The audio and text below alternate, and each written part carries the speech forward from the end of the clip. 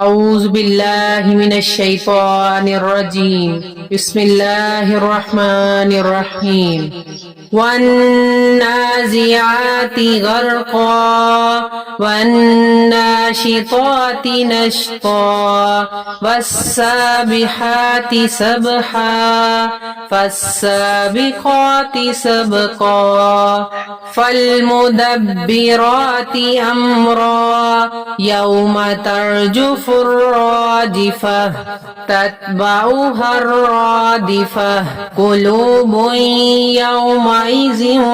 واجفة أبصارها خاشعة يقولون إنا لمردودون في الحافرة أإذا كنا عظاما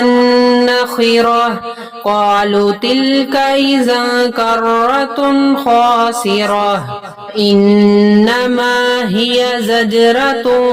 واحدة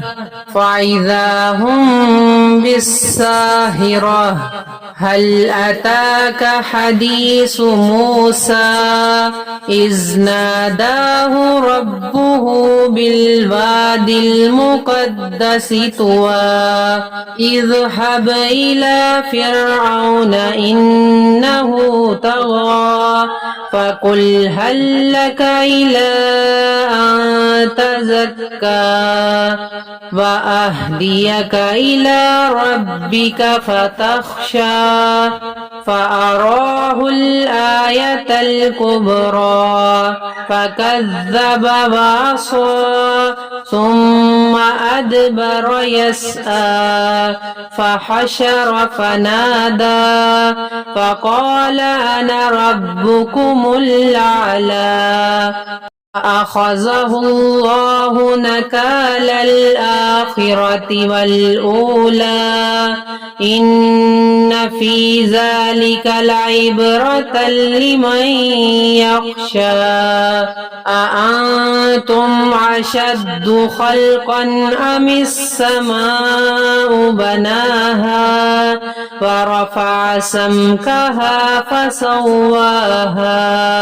وأغطش ليلها وأخرج زحاها والأرض بعد ذلك دحاها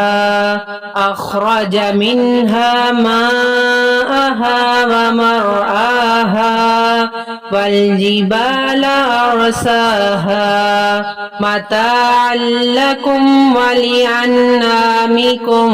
فإذا جاءت الطامة الكبرى يوم يتذكر الإنسان ما سعى وبرزت الجحيم لمن يرى